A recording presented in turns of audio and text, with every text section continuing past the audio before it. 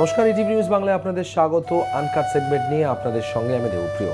আর আজ যিনি আমাদের অতিথি, তিনি আর কেউ নন, কৌশিক গঙ্গোপাধ্যায়।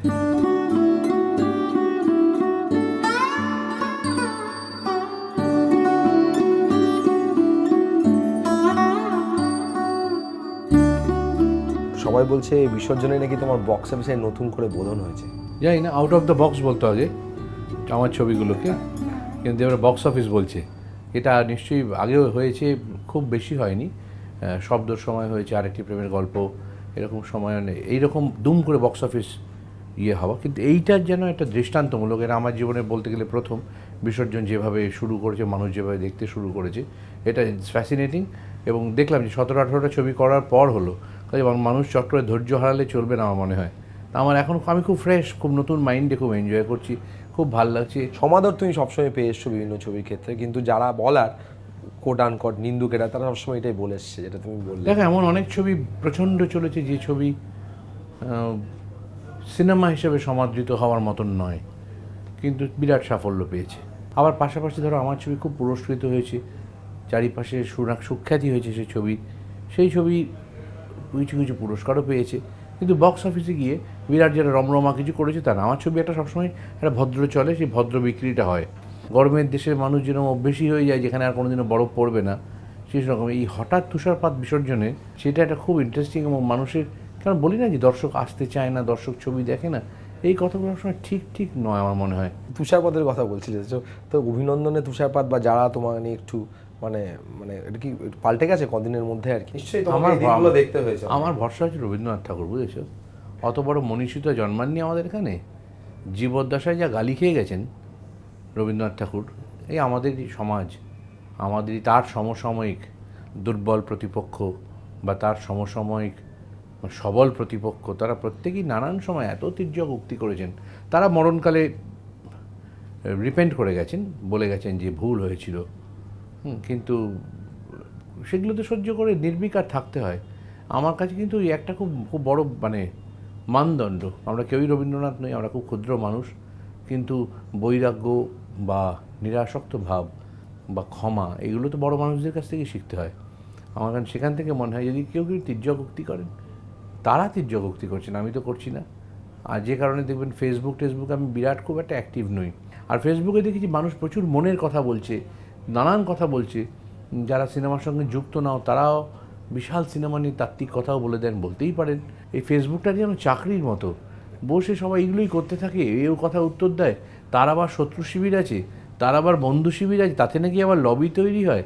এই সময় আমার কাছে নেই, আমার বাড়িতে না। সেই সময়টা আমি অনেক বেটার কাটাবো যদি আমি আমার ছোটো পুত্র রয়েছে একটি ল্যাব্রাডর, জেটের সঙ্গে বা আমার পুত্রের সঙ্গে, স্ত্রীর সঙ্গে, বাড়িতে কি খাওয়া দাওয়া হবে, কি রান্না হবে, সেগুলো নিয়ে। কারণ মাথায় রাখতে হবে, আজকে কৌশিক গঙ্গোপাধ্যায়ের বিসর্জন মানুষ প্রচণ্ড দেখছে, আরও 4টে ছবি দেখবে, আরও 10টা ছবি দেখবে। তারপর যখন আমার ছবি আর ভালো লাগবে না, বা অন্য কোনো পরিচালক আসবেন যাদের ছবি মানুষ দেখতে শুরু করবে, সেই সময় কিন্তু আমাকে অবসর নিতেই হবে। সেই সময়টা আমার কে থাকবে পাশে? যখন লক্ষ লক্ষ দর্শক, বক্স অফিস থাকলো না, তখন আমার কি থাকলো? তখন ওই ছোট্ট বাক্সটাই থাকবে, যেটার নাম ঘর, যেটার নাম পরিবার। যেটা তুমি একটু আগে বলছিলে যে যে অনেক ছবি, যেগুলো মানে ছবি হয়তো ছবি হিসেবেই বলা যায় না, সেগুলো বক্স অফিসে সাফল্য পেয়েছে। এবং অনেক ছবি যেগুলো পায়নি আর কি এত ভালো পুরস্কৃত সমাদর পেয়েছে সব কিছু। তো এমন কোনো ছবি, মানে দুটো ক্ষেত্রে আমি জানতে চাইবো, যে তোমার মনে হয়েছে একেবারে ট্র্যাশ? খুব সুন্দর প্রশ্ন করেছো। এই প্রশ্নটা যতটা পরিচ্ছন্ন ততটা ঠিক নয়। এই প্রশ্নটার মধ্যে অনেক কী বলবো, গুগলি আছে। গুগলিটা হচ্ছে যে আমাকে অন্য একজনের ছবির নাম বলতে হবে যে ছবিটা ট্র্যাশ। সেটা আমি নাই বা বললাম, আমি খুব সচেতন একজন বক্তা। ওয়্যারেস বলো তুমি, যেটা উল্টো প্রশ্ন ছিল তোমার, সেটা হচ্ছে যে কোন ছবি বানালে কিন্তু লোকে দেখলো না বলে তোমার অভিযোগ মনে হয়েছে, সেটা দর্শকের দুর্ভাগ্য। কিন্তু সেটা হচ্ছে ছোটদের ছবি, ওই ছোটো ছোটো মানুষগুলোকে যেন অবজ্ঞা করেছিল দর্শক, জাস্ট দেখলো না, হলে এলো না। কোথাও কোথাও মানে প্রযোজকের জন্য, মানে প্রযোজকদের যে বড় প্রযোজক ওটার পাশে ছিল তোমার, তো তার একটা এক্সপেকটেশন ছিল আমি কৌশিক গঙ্গোপাধ্যায় নিয়ে ছবি করছি। দেখো, যে কোনো বড় প্রযোজককে দেখবে দামি গাড়িতে চড়তে, খুব দামি দামি গাড়িতে তারা চড়েন। আর সেটা কিন্তু বড় বড় প্রযোজকদের হিরোরাও চড়ে না। কাজে তারা যে গাড়িটা চড়ছেন, সেই গাড়িটা ধর্মতলায় যখন পৌঁছয়, আর আমার একটা ধরো সুইফট ডিজায়ার গাড়ি যখন ধর্মতলায় পৌঁছয়, একই ধর্মতলায় পৌঁছে, ধর্মতলা বদলায় না। হয় আমি আগে পৌঁছবো জ্যাম না থাকলে, বা উনি আগে পৌঁছবেন। তো এই যে সিচুয়েশন, জায়গাটা ডেস্টিনেশনটা একই থাকে, কিন্তু কেন মানুষটি গাড়িটা কিনলো তাহলে? গাড়িটা থেকে কি টাকা তৈরি হয় না, মাইলেজ খুব খারাপ হয়। ঠিক তেমনিভাবে কিছু কিছু সিনেমা তৈরি হয়, যে সিনেমাগুলো ওই গাড়িগুলো যেরকম মর্যাদা দেয় গাড়িতে বসে চললে পরে, কিছু ছবি খুব মর্যাদা দেয় যে ছবিটা অন করলে পরে, যেটা আমাদের ছবি। তুমি কোটি কোটি টাকা জীবনে রোজগার করতে পারো, তোমার যোগ্যতা হবে না রাষ্ট্রপতির কাছ থেকে গিয়ে পুরস্কার নিয়ে আসার। যেটা একটা সিনেমা নিয়ে, যে সুপর্ণকান্তি, যার জীবনের প্রথম ছবি বিসর্জন, আজকে সেই মানুষটা পারবে 10 কোটি টাকা দিয়ে পারবে এই পুরস্কারটা আনতে। ভারতবর্ষের সর্বোচ্চ যিনি পুরুষ, তার হাত থেকে তুমি একটা রাষ্ট্রীয় সম্মান পাচ্ছ। এইটার জন্যে কিন্তু মানুষ লোকে তো বলে এটা অনেকে অনেক সময় লবি করে হয়। কোনটা? এই না, দেখো, এই পৃথিবীতে এই আলোচনার কোনো শেষ নেই। যদি লবি করেই হতো তাহলে আমাদের তো নিয়মিত পাওয়া উচিত। আমি এতগুলো যখন পেয়েছি, তাহলে আমি অপুর পাঁচালীর জন্য কেন পেলাম না বলো তো? সিনেমাওয়ালার জন্য কেন পেলাম না? এটা বলো আমাকে। এগুলো তো বিস্ময়। একবার আমি দেবপ্রিয় বলছি না, যেরকম সময় যায়নি বিভিন্ন অ্যাওয়ার্ডের ক্ষেত্রে, যে তোমারও মনে খটকা লেগেছে যে এইটা পেলো award, but everything is subjective. তুমি কী করবে এগুলো মেনে নিতে হবে, কারণ জীবনের লক্ষ্য তো হতে পারে না ন্যাশনাল অ্যাওয়ার্ড পাওয়া কারোর। আপনি কেন ছবি বানাচ্ছেন? ন্যাশনাল অ্যাওয়ার্ড পাওয়ার জন্যে। কিন্তু এটা কিন্তু অনেকেই বানায়, এবং অনেক অ্যাক্টর এখনো বসে আছে ন্যাশনাল অ্যাওয়ার্ড পায়নি। অ্যাক্টরদের পক্ষে ন্যাশনাল অ্যাওয়ার্ড পাওয়াটা ইজ নট ইজি, আর যখন পায় সেটা কিন্তু সাংঘাতিক একটা কাজ না করলে কিন্তু পায় না। শব্দের মতো ছবি করে ঋত্বিক চক্রবর্তী কিন্তু ন্যাশনাল অ্যাওয়ার্ড পায়নি, কিন্তু কে পেয়েছিল? ঋত্বিক বলছে আমার দুঃখই নেই, ও পাবে না তো কে পাবে? ইরফান খান পেয়েছিল। মানে বুঝতে পারছো সে মানে জায়গাটা কোথায়? হ্যাঁ, মানে তুমি যে কম্পিট করছো, লোকে তোমাকে যে ন্যাশনাল অ্যাওয়ার্ড পাওয়ার যোগ্য ভাবছে, এটাই তোমার পুরস্কার। নেভার গ্রাম্বেল। আর একটা কথা হচ্ছে, যে মানুষটা অ্যাওয়ার্ড পাচ্ছে না সে তোমার কলিগ কিন্তু, বা সমসাময়িক একটা কেউ মানুষ, তার আনন্দ মাটি করে দেওয়ার কোনো অর্থ হয় না। এটা আমার বাবা ছোটোবেলা থেকে শিখিয়েছে। তুমি যেটা পারছো না আর তোমার কোনো বন্ধু পারছে বা পরিচিত পারছে, তার সেই আনন্দে সামিল হও। কোনো বিরুদ্ধ কিছু হয়ে তার আনন্দটাকে মাটি করে দিও না। বাবার কথা বলছিলে, বাবা তো গিটার প্লেয়ার, মিউজিশিয়ান। তো বাড়িতে তো তোমার নিশ্চয়ই বরাবরই একটা মানে সাহিত্য সংস্কৃতি ছিলেন। বাবা যতদিন ছিলেন ততদিন তো গান বাজনার চর্চা তো সাংঘাতিক ছিল, এবং দেখতাম বাবা যখন স্টেজে পারফর্ম করতো, প্রচুর মানুষ দেখছে এবং বাবা লিড করছে সেই গ্রুপটাকে, যারা যারা বাজাচ্ছে। আমার তখন খালি মনে হতো যে আমিও এন্টারটেন করব, কিন্তু মাধ্যমটা বদলে গেল। লিড করব, এন্টারটেন করব, তখন মাধ্যমটা এরকম বদলে গেল। বদলে গিয়ে এই সিনেমাটা কোথার থেকে যেন গুরুত্ব পেল। অভিনয় করার ইচ্ছে ছিল, তার বড় হয়ে যখন স্টুডিওতে যাওয়া, কল্পকারী নাটক, প্রচুর নাটক করেছে। নাটক করেছি। তারাই কী হয়েছে, আমি নরেন্দ্রপুরে থাকতাম, তারপর সেখান থেকে বেরিয়ে না একটা বয়স না নিজেকে খুব সুন্দর লাগে দেখতে। দেখবে যখন সবে বড় হচ্ছে একটু করে, খুব ভালো লাগছে দেখতে নিজেকে। আর তারপরে এসে স্টুডিওতে যেতাম বিকেলবেলা করে স্টুডিওতে গিয়ে সব দেখতাম প্রচুর জুনিয়র আর্টিস্টদের ভিড়। তখন এক্সট্রা বলা হতো। সেই জুনিয়র আর্টিস্টদের খুব ভিড়। সেই তারা স্নো পাউডার মেখে আসতো একদম, এসে বিভিন্ন ঘরে ঘরে ঘরে ঘরে গিয়ে ডিরেক্টরদের সাথে দেখা করতো। মোটেই ভালো ব্যবহার পেত না। বীরেশদা তখন বললেন যে তোমাকে একটা কথা বলি বাবা, দেখো জমিদার ছবি বিশ্বাস, উত্তম কুমার, বসন্ত চৌধুরী ছাড়া আমরা ভাবতে পারি না। অথচ বাংলার অধিকাংশ জমিদার কিন্তু রবি ঘোষের মতনই ছিলেন, বা তোমার মতো আমার মতো যার মতো হতে পারে। কিন্তু কাস্টিং করার সময় আমরা উত্তম কুমার, বসন্ত, কারণ সিনেমার একটা রিয়ালিটি আছে। তাই তুমি কী চরিত্র পাবে বলো তুমি? তার থেকে বরঞ্চ এত সুন্দর লিখছো, তুমি লেখালেখি করো, ডিরেক্ট করো, বি আ ডিরেক্টর। কিন্তু পয়েন্টটা হচ্ছে যেটা, সেটা হচ্ছে একটা খুব বড় কাজ ঘটলো জীবনে। কাজটা হলো, আমার যখন অভিনয় করবার ইচ্ছে ছিল তখন নায়ক নায়িকাদের যুগ ছিল। টেলিভিশনে টেলিফিল্ম থেকে শুরু করে আমাদের সিনেমা সেই যুগকে চোখের সামনে বদলেছে, যার নিশ্চয়ই একটা অংশ আমি। আমরা যুগ বদলে নিয়েছি এবং অভিনেতা যুগ শুরু করা হয়েছে। এখন আমি মূল চরিত্র পাই অভিনয় করার জন্যে। সেটা ভীষণ এনজয় করো। খুব ইন্টারেস্টিং একটা যুগ পরিবর্তন হয়েছে, এবং সেটা হয়েছে কিন্তু আমাদের সিনেমার হাত ধরেই। আজকে অভিনেতারা কদর পায়, আজকে নায়করা অভিনেতা হতে চাইছেন। আজকে বেঁচে থাকলে তুলসী চক্রবর্তীর দাম উত্তম কুমারের থেকে বেশি।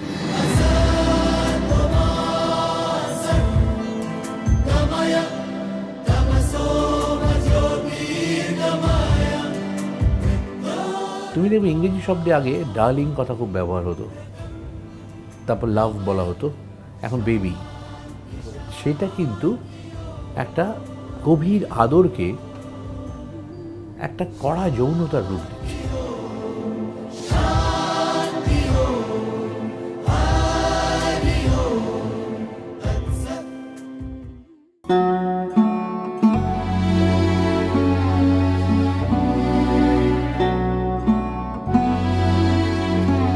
টেলিভিশনের কথা একটু আগে বলছি, যেটা তুমি মানে you are one of them, যারা আর কি এই মুহূর্তে যারা ডিরেক্ট করছেন, যারা প্রথম সারি, তার মধ্যে তুমি কিন্তু একজন যে টেলিভিশন থেকে এসছো। দেখো, আমার বন্ধু আছেন সিদ্ধার্থ ভট্টাচার্য, পেশায় উকিল, আমাকে ভালোবেসে বললো যে তুমি যদি ছবি না করা ফিল্ম ডিরেক্টর হতে পারবে না, ওই টেলিভিশনে থেকে যাবে, একটা ছবি করা দরকার, দাঁড়াও আমি প্রডিউস করব। টাকা পয়সা জোগাড় টোগাড় করে খুব কম টাকায় আমরা ছবি বানিয়ে ফেললাম ওয়ারিস। ছবিটা মোটামুটি চললো, কিন্তু বেসিক্যালি হিট ফ্লপের বিচার করতে গেলে ফ্লপ হলো। কিন্তু সেই অল্প বয়সের ক্ষত তো ওটা, সে মানুষের সাথে আমার বন্ধুত্ব বেড়ে গেল। কিন্তু পয়েন্টটা হচ্ছে ভুলটা কোথায় হয়েছিল। আমি প্রথম ছবির সুযোগ পেয়ে একটা নিরাপদ গল্প বেছে নিয়ে, যে গল্পটা বিক্রি হতে পারে ভেবে নিলাম, করে নিজের স্ট্যান্ড থেকে সরে গিয়ে একটা ছবি বানিয়েছিলাম। এটা আমি আজও রিগ্রেট করি, আর মানে সুযোগ পেলেই সরি বলতাম আমি সিদ্ধার্থকে।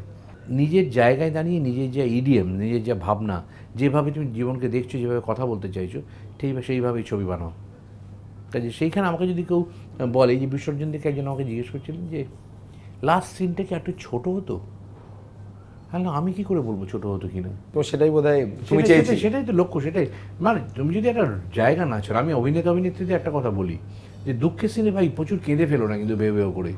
তুমি যদি প্রচুর কেঁদে ফেলো, এক কলসি কেঁদে ফেলো, দর্শক আর কাঁদার সুযোগ পাবে না। তুমি যদি কাঁদো, দর্শক কাঁদবে কেন? তুমি কান্নার আগে এসে থমকে যাও, কান্নার আগে আটকে যাও। ওই যে তুমি সাস্টেন করলে এবং রিটেন করলে তুমি তোমার চোখের জলটা, মানুষ চাপতে পারবে না নিজের কান্না। মানুষ সারা সময় গোয়েন্দা গল্প কেন দেখে? গোয়েন্দা গল্পে দর্শক পার্টিসিপেট করতে পারে বলে দেখে, গেম শোর মতো গোয়েন্দা গল্পটা। তাহলে কি ও মেরেছিল? না না, ও মেরেছিল, ওই যেটা ফেলে গেছিলো, এই যে সিগারেটের টুকরোটা দেখলি, এই করে ওরা প্যারালালি ছবি চলার সাথে সাথে নিজেদের স্ক্রিপ্ট নিজেরা তৈরি করতে থাকে। রাইট। এবং যখন কি লাস্টে গিয়ে মেলাতে পারে না, ছবিটা হিট হয়। মিলিয়ে ফেললে ছবি আর দাঁড়ায় না। বিসর্জনের কথা যখন উঠলো, ফাইনালি বিসর্জনের সাকসেস দেখা যাচ্ছে সেই প্রেম ছাড়া তো সভ্যতাই এগোবে না, মানুষ বাঁচবে না, মানুষ তৈরি হবে না। তুমি দেখবে ইংরেজি শব্দে আগে ডার্লিং কথা খুব ব্যবহার হতো, তারপর লাভ বলা হতো, এখন বেবি। হ্যাঁ, এই যে প্রেয়সী ক্রমশ পুতুল হয়ে যাচ্ছে, খেলনা হয়ে যাচ্ছে, সেটা কিন্তু একটা গভীর আদরকে একটা কড়া যৌনতার রূপ দিচ্ছে। তাতে অনেক সৌন্দর্যহানি হচ্ছে, পারস্পরিক বোঝাপড়ার মধ্যে যে পবিত্রতা আছে সেটা নষ্ট হচ্ছে। সেই তাতে হয়েছে কি, ওভারঅল মানসিক জিনিসগুলোর মধ্যে খুব একটা যান্ত্রিকতা, কর্পোরেট হয়ে যেতে পারে না কখনো ভালোবাসাটা। এই যে প্রেমের কথা বলছিলে যে পুরুষ তো, চুনিদা তোমার ক্ষেত্রে নিশ্চয়ই এটা শুনতে হয়েছে, মানে আমি জানি আমি শুনতে হয়েছে একটা সময় আর কি, মানে ওই আর কি সুদর্শন আর এই যে জায়গাটা তুমি বলছিলে। দেখো, আমাদেরকে তো পাল্লা ভারী, আমার একটা সুন্দরী পছন্দ হয়েছে, একদিন বাড়িতে এসো আমার অল্প বয়সের ছবিটা দেখাবো কেন চূর্ণি না আমাকে পছন্দ হয়েছিল। কিন্তু ওরকমভাবে না, আমাদের যে বন্ধুত্ব হওয়া, বেসিক্যালি আমরা একসাথে নাটক করতাম যাদবপুর ইউনিভার্সিটি ড্রামা ক্লাবে, ওই ইংরেজি বিভাগে পড়তো দোতলায়, একই বাড়ি তিনতলায়, আমি বাংলা বিভাগে। রোজ দেখা হতো, একসাথে বাড়ি ফিরতাম। একটা সময় চাকরি পেলাম, তারপরে দেখলাম যে আর কোনো মানে হয় না দুজনে আলাদা আলাদা বাড়িতে যাওয়ার, আর একসাথে থাকার একমাত্র তখন সেই সময় পথ হচ্ছে বিবাহ করা।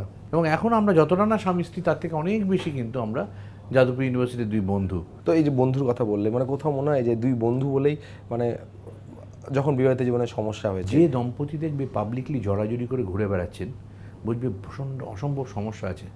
আর যে দম্পতিকে দেখবে যে কোনো মনোমালিন্য হয়েছে, একে অপরের সাথে কথা বলছে না, বুঝবে দে আর অন দ্য রাইট ট্র্যাক। যে আজকে আমার সাথে মনোমালিন্য হবে না, দুটো ভিন্ন মেরুর মানুষ, চূর্ণি এবং আমি। ও একটা অন্য ডিসিপ্লিনের মানুষ, প্রচণ্ড গভীর অনেস্টি নিয়ে জীবনে বাঁচে, এবং একটা মেধাবী ছাত্রী, তার জীবনযাত্রা আলাদা। একটা মানুষ যে সন্তান মানুষ করবে বলে সন্ধ্যে 6টার পর শুটিং করতো না, তাই জন্য তার কাজও কমে গেল, তোয়াক্কাই করলো না, বম্বে থেকে চলে আসলো চূর্ণি সমস্ত কাজ ছেড়ে। যখন আমার কোনো কাজ নেই, আমি কলকাতায় মানে প্রায় ডিপ্রেশনের মতো চলে এসেছি, চূর্ণি চলে এসছে এখানে। কি ফ্যাসিনেটিং জায়গা, এইটাই তো তালমিল, ভারসাম্য। রাস্তা যখন সোজা হয় না, সেটা রাজপথ হয়। সে রাজপথের সৌন্দর্য একটা জায়গায় গিয়ে না থেমে যায়, দেখবে হাইওয়ের সৌন্দর্য। কিন্তু রাস্তা যখন বেঁকে বেঁকে যায়, জঙ্গলের পথ ধরে, পাহাড়ের পথ ধরে, সেই রাস্তা মনোরম এবং সারা জীবন মনে থাকে। ছেলের কথা যখন উঠলো, ছেলে ছবি করছে, তো কতটা excited as a father? Excited না, চিন্তা হয় চিন্তা হয় মানে দেখো, আমি তো আমার হাতে তো কলম ছিল এতদিন, চূর্ণির হাতে কলম ছিল, আমরা আমার ছেলের জন্য কিছু লিখিনি এতদিন। যতই নাম হোক, যতই অটোগ্রাফ দিই, যতই এদিক ওদিক পার্টিতে যাই আর পুরস্কার পাই, মাথায় রাখতে হবে কোনো পেনশন, কোনো রিটায়ারমেন্ট বেনিফিটস আমাদের নেই। যেদিন মানুষ ত্যাগ করবে সেদিন আমার রিটায়ারমেন্ট। কাজে সেই অনিশ্চয়তার মধ্যে থেকে বাকি জীবন আর এমন কিছু রোজগার করে না বাংলা ফিল্মের লোকেরা, বিশেষ করে পরিচালকরা এমন কিছু রোজগার করেন না যে তাদের বাকি জীবন হাসতে হাসতে স্বচ্ছন্দে চলে যাবে। কাজে যে প্রজেকশন সমাজ আমাদের দেখে সেটা সাংস্কৃতিক একটা প্রজেকশন, অর্থনৈতিক নয়। কিন্তু সেই জায়গায় দাঁড়িয়ে আমার ছেলেকে নিয়ে চিন্তা হতো যে কী হবে, ও যদি সাকসেস পায় আমাদের থেকে আনন্দ আর কে পাবে বলো। ন্যাচারাল অ্যাওয়ার্ডের কথা চুনিদির কথা হচ্ছিল যে হিংসেও ছিল না চুনিদি যখন পেল নির্বাসিত। আমি ছবিটার অফিসিয়াল প্রডিউসার। হ্যাঁ, মানে হিংসা হয়নি, আগে পেয়ে গেল তো একই বছর আগে তোমারও ছিল মানে সেই বছর। হ্যাঁ, কাজে বরঞ্চ না, আমার আনন্দ ছিল অন্য জায়গায়, হিংসে আমাদের মধ্যে নেই, বুঝেছো তো। ওগুলো একদম ওর অভিমান সিনেমাতে শেষ হয়ে গেছে। তোমার ছবিও ছিল একই সঙ্গে। হ্যাঁ, না সেটা হচ্ছে যে ওই হিংসে, স্বামী ভালো করলে স্ত্রীর হিংসে হয়, ওগুলো অভিমান পর্যন্ত বিক্রি হয়েছে। তুমি ছবিটা আবার বানাও আর চলবে না, এখন আর ওই সমস্ত হয় না, সবাই অভিমান দেখেছি তো, আর হবে কেন। তুমি যে ধরনের ছবি করো, মানে ধরো এই যে ক্যারেক্টারগুলো আর কি, মানে শব্দর ক্ষেত্রে পলিটিক্স বা ল্যাপটপে, এই যে এক একটা ছবি থেকে আরেকটা ছবিতে তুমি যখন যাচ্ছ, ডিপারচার করছো, তো তুমি অ্যাজ এ পরিচালকও ডিপারচার করছো, তোমার ভাবনা সব কিছু বিষয় সব কিছু থেকে ডিপারচার করে বেরিয়েছো। এটা কি এটা কনসাস একটা প্রচেষ্টা? একটা তো কনসাস চেষ্টা তো বটেই, যাতে বেশি রিপিট না হয়। আমার গানের গলা তো বদলাতে পারবো না, গানগুলো বদলাতে পারবো, কাজে সেইটা এটা কনসিয়াসলি এফোর্ট চেষ্টা করা।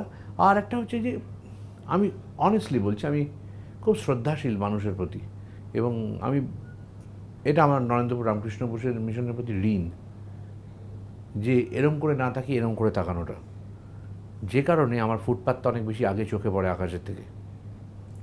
আর জীবনটা তো ওইখানেই থাকে, জীবনটা কিন্তু নিউ আলিপুরের ঝকঝকে কাঁচের বাড়ির মধ্যে নয়।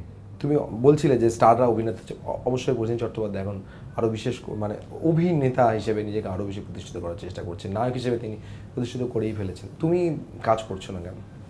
পোস্ট উত্তম কুমার, রঞ্জিত মল্লিক একমাত্র নাম।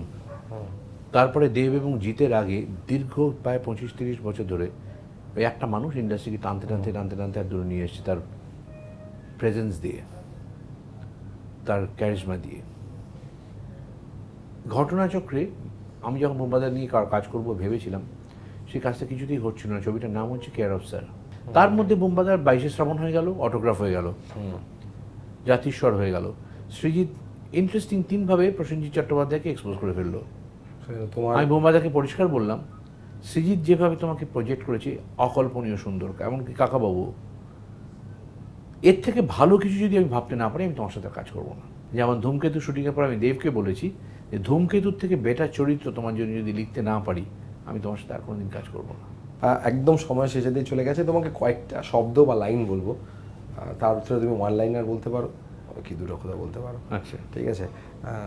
খাদ কি বলবে? প্রত্যেকটা ছবি রিলিজের দিন দাঁড়াই গিয়ে ওইখানটাতে এখন অবধি ওয়ার্স্ট ক্রিটিসিজম মনে রাখিনি। আর বাহবা এক্স্যাক্ট কোডটা আমি বলতে চাইছি না টিভিতে, সেটা একটু বেশি শোনাবে। মাদের বিহবলতা, মা এসে আমার সামনে বলেছিল, যেটা ইংরেজি দাঁড়ায় যে আমি গর্বিত তোমার মা বলে। তো পরিচালক হিসেবে তোমার অনুপ্রেরণা কি?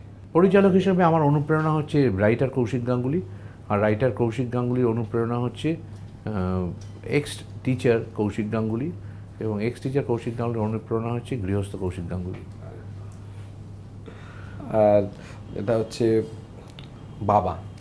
সাংস্কৃতিক মঞ্চে আমার বাবা ছিলেন, সেখান থেকে এন্টারটেনমেন্টের দায়িত্ব ছিল ওনার, যন্ত্রসঙ্গীত শিল্পী হিসেবে।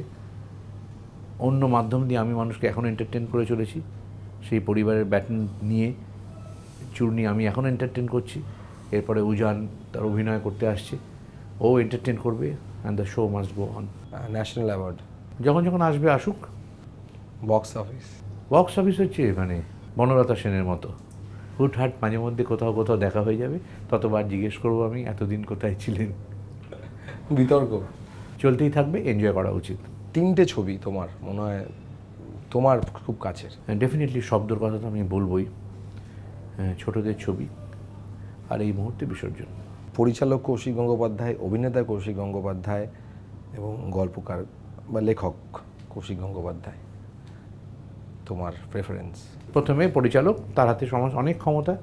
দ্বিতীয় হচ্ছে তোমার গল্পকার, আমার যা ইচ্ছে আমি তাই লিখতে পারবো, আমার স্বাধীনতা আছে। আর তৃতীয়টা অভিনেতা, মানে আমাকে আবার সৃজিত মুখার্জি, অরিন্দম শীলের অফিসে গিয়ে বলতে হবে যে ভাই আমার জন্য কিছু লেখ। কোন শব্দ তুমি শুনতে চাও আর কোন শব্দ শুনতে চাও না? আমি রাগের শব্দ শুনতে চাই না, অশান্তির শব্দ শুনতে চাই না। আমি যেটা শুনতে চাই সঙ্গীত, পাখির ডাক আর মানুষের হাসির শব্দ। আর জ্যাকপট যদি পাও? পেয়েছি তো, বিসর্জন। জ্যাকপট। নিশ্চয়ই জ্যাকপট। প্রিয় পরিচালক সবচেয়ে? জাফর পানাহি, ওকে। যার ছবি বানানো বন্ধ করে দেওয়া হয়েছে, তারপর তিনি একটা ছবি বানিয়েছেন, সেই ছবিটার নাম দিয়েছেন this is not a film. Last, Kaushik Gangopadhyay. ঠিক যেমন দেখছো ঠিক তেমনি আমি যা যা পাচ্ছি খুব খুশি। আমার বিরাট কোনো চাহিদাই নেই, এবং আমার যেরকম লেখা রয়েছে ফেসবুকে, টুইটারে লেখা রয়েছে হ্যাঁ। যে আমি পরিচালক হয়ে যাই হোক, আমি চাই যে আমাকে মানুষ সাধারণ মানুষ হিসেবে চিনুক, দ্যাট ইজ এনাফ।